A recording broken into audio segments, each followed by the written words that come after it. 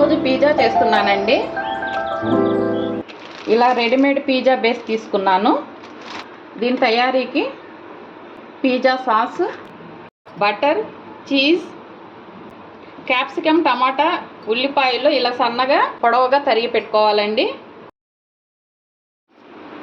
ఇప్పుడు ఒక ప్లేట్లో పిజ్జా బేస్ తీసుకున్నాను. ఇప్పుడు దీని మీద కొంచెం బటర్ తీసుకొని ఇలా రాయాలి.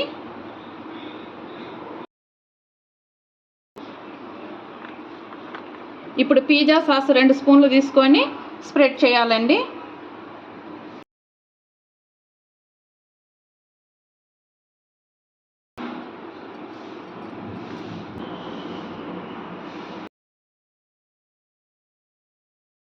ఇప్పుడు సన్నగా పొడవుగా తరిగిన ఉల్లిపాయ ముక్కలను వేసుకుందాము.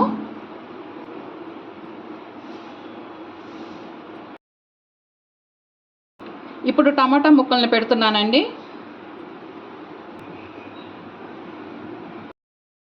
ఇప్పుడు క్యాప్సికమ్ ముక్కల్ని పెడుతున్నాను.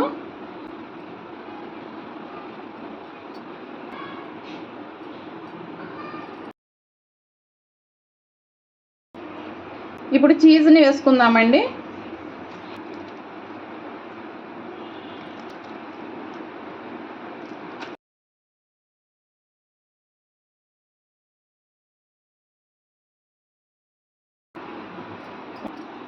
ఇప్పుడు కొంచెం చిల్లీ ఫ్లేక్స్ జల్లుదామండి.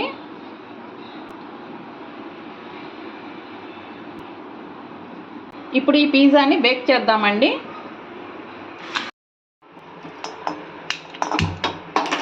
ఇప్పుడు ఒక గిన్నె కానీ కళాయి కానీ పెట్టుకొని ఒక చిన్న గ్లాసు ఉప్పు వేసుకోవాలండి. నేను కల్లు ఉప్పు వేసానండి. మీ దగ్గర పొడి ఉప్పు ఉంటే పొడి ఉప్పే వేసుకోండి. ఇప్పుడు 7 మినిట్స్ దాకా ప్రీ హీట్ చేసుకోవాలి. 7 మినిట్స్ అయిందండి. ఇప్పుడు స్టవ్ని మీడియంకి లోకి మధ్యలో పెట్టుకొని 20 మినిట్స్ బేక్ చేసుకోవాలండి. ఇప్పుడు 20 మినిట్స్ అయింది. పిజ్జా రెడీ అయిందండి. ఇప్పుడు స్టవ్ ఆఫ్ చేస్తున్నాను.